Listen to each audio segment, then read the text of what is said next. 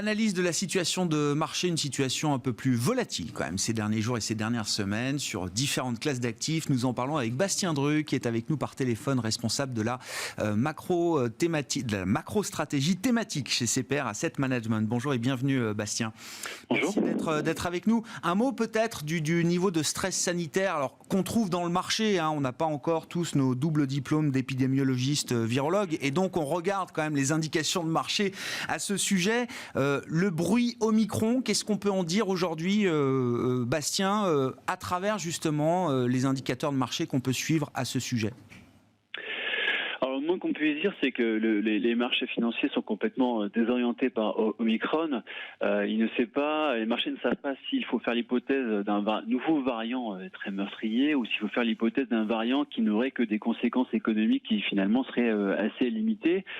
Et la conséquence de ça, elle est assez logique. C'est une très forte volatilité avec des marchés qui réagissent de façon épidermique à toutes les bribes d'informations relatives à Omicron, parce qu'on sait pas encore, comme vous venez de le dire, on n'est pas encore épidémiologiste, on ne sait pas encore décrypter finalement l'évolution de ce virus et de ce variant en particulier.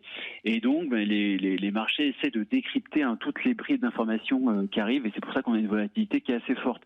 C'est très clair sur les actions, la volatilité action a très fortement monté. On voit des hausses et des baisses qui sont très violentes, on va dire depuis le 26 novembre, parce que c'est vraiment la date clé, c'est le 26 novembre, c'est à partir de là que les marchés financiers commencent à avoir peur de ce variant Omicron. Et puis si on regarde la volatilité obligataire, on n'est pas très loin des plus hauts niveaux de la décennie. C'est aussi un marché où la volatilité est très forte. Le taux 10 ans américain, il avait perdu 9 points de base vendredi et on a regagné 8 hier, et donc on a vraiment des montagnes russes sur les marchés actions et obligataires. Et dans tout ça, les variables un peu clés qu'on peut suivre, il y a la devise sud-africaine, le rand, étant donné que l'Afrique du Sud, c'est l'épicentre du variant Omicron. Alors la devise avait fortement baissé le 26 novembre parce que donc comme je l'ai dit, c'est le 26 novembre, c'était vraiment le début des inquiétudes sur le variant, et elle s'est fortement appréciée hier, ce qui tend à montrer que la séance d'hier, par exemple, c'était une séance qui était teintée d'optimisme par rapport à l'évolution de l'épidémie. Mais plus généralement, l'autre grande variable qu'il faut suivre en ce moment, l'une des grandes variables qu'il faut suivre en ce moment, c'est les prix du pétrole, qui sont généralement un peu le baromètre de l'économie mondiale et de l'activité mondiale. Il avait été très fortement impacté aussi le 26 novembre. On avait un baril qui était passé de un baril de Brent qui était passé de $82 à $69. Et ce qu'on voit, c'est que aujourd'hui on est repassé brièvement, mais on est quand même repassé au-dessus des $75. Et donc on a quasiment effacé la moitié des pertes qu'il avait pu y avoir par rapport à ce début d'inquiétude sur Omicron, quoi. Donc l'optimisme revient un petit peu dans l'esprit des investisseurs, et on le voit bien aussi sur cette séance d'aujourd'hui. Bon, si l'optimisme revient, si le stress sanitaire s'évanouit un petit peu par rapport à il y a 15 jours, Bastien, on va donc se focaliser à nouveau sur les sujets lourds, l'inflation et les décisions de politique monétaire attendues la semaine prochaine avec les réunions des grandes banques centrales. Je rappelle, 14 et 15 décembre, réunion de la Fed, 16 décembre, réunion de la Banque Centrale Européenne et de la Banque d'Angleterre, notamment, Bastien. On sent quand même que l'idée générale à travers 2022 est qu'on aura une réduction progressive, graduelle des soutiens monétaires. Je mets un peu tout le monde dans la même histoire, mais notamment de la Réserve fédérale américaine. Ça semble être le sens du voyage dans lequel on est embarqué aujourd'hui pour de multiples raisons, à commencer par le sujet de l'inflation et de la prise en compte du risque inflationniste. Si on reste avec une perspective de marché, Bastien, quels sont les risques de marché qui peuvent être associés justement à ce pivot des banques centrales, à commencer par celui de la Fed?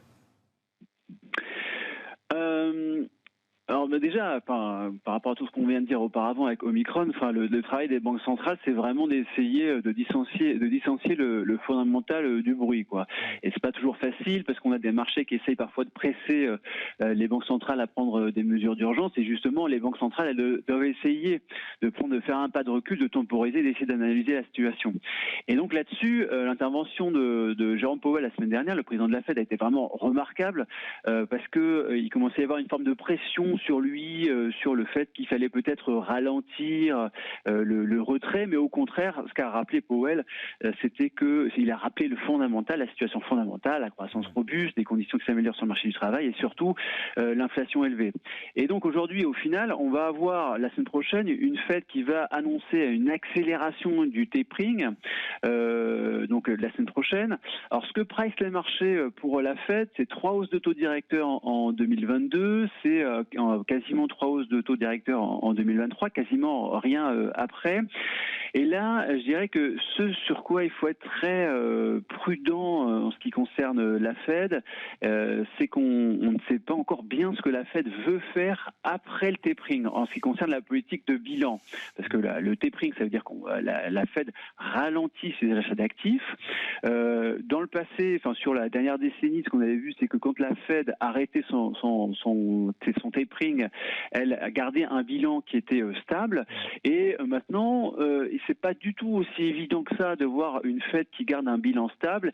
Et il y a même quelques-uns des membres du FOMC qui parlaient de procéder à une réduction du bilan, et auquel cas ça c'est pas du tout pressé par le marché et ça pourrait venir impacter les maturités longues. Donc ça c'est pour la Fed.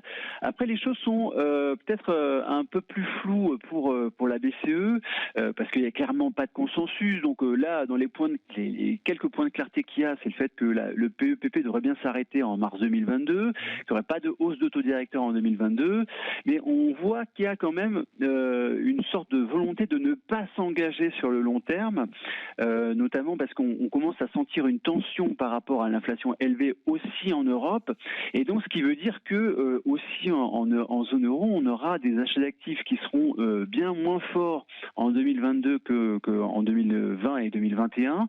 Et là, clairement, le point de fragilité, ça va revenir l'Italie, parce que et les BTP en particulier, parce que qui a acheté des BTP sur les 2 dernières années, c'est quasiment que la Banque d'Italie et la Banque centrale européenne.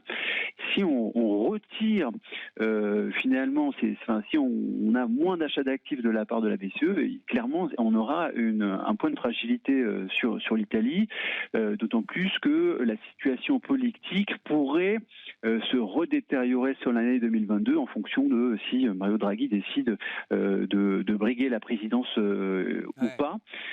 Donc là, c'est clairement l'un des points de fragilité à suivre sur l'Europe. Et puis, non mais Bastien, c'est intéressant. Il y a un vrai risque pour l'Italie, et c'est vrai que l'arrivée de Mario Draghi comme président du Conseil italien a été une très bonne nouvelle, et même je crois que les agences de notation, l'une d'entre elles, je crois, je ne sais plus laquelle, a remonté Fitch, c'est ça, a remonté la perspective de la dette italienne, ce qui n'était plus arrivé depuis des années avec l'effet Draghi. Vous dites l'Italie risque, il y a un risque que l'Italie perde l'an prochain à la fois Mario Draghi comme président du Conseil et une partie du soutien de la Banque centrale européenne. Oui, parce qu'on a de toute façon bien vu sur les dernières années que le risque politique en ce qui concerne l'Italie, il était complètement clé pour l'évolution du BTP. Et puis bon, mine de rien, le BTP, c'est aussi une bonne partie des marchés européens en général, que ce soit les marchés obligataires ou les marchés actions. Donc ça, c'est pour le risque politique. Et puis en ce qui concerne le soutien de politique monétaire, c'est quand même très net que sur les dernières semaines, on a eu un écartement du spread italien par rapport à l'Allemagne, et à quand peut-on dater finalement cet écartement? Et ben c'est le dernier Conseil des gouverneurs, quoi. C'est quand on commence à accréditer l'idée qu'il y aura moins d'achats d'actifs, à partir de ce moment-là, eh bien on a eu un écartement du spread italien, et c'est peut-être pas encore fini, parce que il y aura donc moins d'achats de BTP par la Banque centrale européenne l'année prochaine. Bon, mais ça veut dire quand même que ce qu'on résume sous l'idée des conditions financières pour la zone euro, ce sera un point d'attention majeur pour la Banque centrale européenne dans sa stratégie 2022. Oui, alors ça c'est une chose, le fait qu'il y aura moins d'achats d'actifs l'année prochaine, qu'on a une certaine forme de repricing finalement de ce que vaut la dette italienne. Après, donc on peut penser que les spreads vont peut-être s'écarter un petit peu en ce qui concerne l'Italie. Ensuite, il y aura de toute façon une volonté d'éviter l'accident au niveau de la Banque Centrale Européenne, avec, s'il le faut, peut-être des réinvestissements de PEPP l'année prochaine, parce que les achats nets de PEPP vont s'arrêter, mais les réinvestissements, eux, ne vont pas s'arrêter. Ça va durer encore pendant au moins 2 ans. Et ils pourront être mobilisés pour essayer justement d'éviter une envolée des spreads italiens, quoi. Donc tout ça devrait se faire de façon quand même contrôlée malgré tout, mais on ne connaît pas encore vraiment le point d'arrivée en ce qui concerne le spread italien. Effectivement, des risques de marché à surveiller, associés au virage des banques centrales dans le discours, dans les actes, avec les réunions à suivre la semaine prochaine pour terminer cette année 2021. Merci beaucoup Bastien.